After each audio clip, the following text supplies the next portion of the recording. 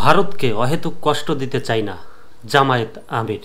জামায়াতে ইসলামীর আমির ডাক্তার শফিকুর রহমান বলেছেন, ভারত আমাদের নিকটতম প্রতিবেশী দেশ।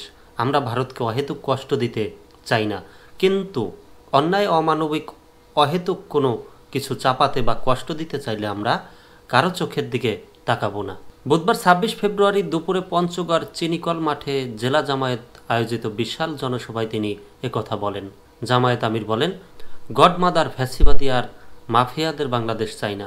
আমরা চাই বৈষম্যহীন মানবিক বাংলাদেশ। মেজরিটি মাইনরিটি জানি না, এদেশে জন্ম নেওয়া সবাই গর্বিত নাগরিক। আমরা ধর্মবর্ণের নামে ভাগ করতে চাই না। যে জাতি বিভক্ত সে জাতি বিশ্বের দরবারে মাথা উঁচু করে দাঁড়াতে পারে না।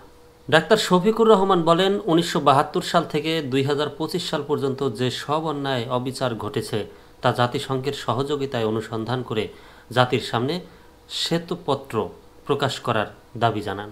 তিনি দুর্নীতিমুক্ত দুঃশাসন ও মানবিক বাংলাদেশ গড়তে জাতীয় বীর জাতির সূর্য সন্তানদের আবার গর্জে ওঠার আহ্বান জানান। তিনি বলেন, আল্লাহ যদি সুযোগ দেয় তাহলে এমন শিক্ষা ব্যবস্থা গড়ে তোলা হবে যাতে কেউ একদিনও বেকার থাকবে না। শিক্ষা শেষে চাকরির অফার লেটারও চলে যাবে। নারীর মর্যাদা তার নিরাপত্তায় ভূমিকা রাখবে। তিনি আরও বলেন, যদি সুযোগ পাই তাহলে পঞ্চগড়ে একটি কৃষি বিশ্ববিদ্যালয়, মেডিকেল কলেজ, হাসপাতাল স্থাপনের ঘোষণা দেন। বাংলাদেশ চীনের বেসরকারি উদ্যোগে পঞ্চগড়ে একটি হাসপাতাল স্থাপনের কাজ আবার শুরু করার আহ্বান জানান।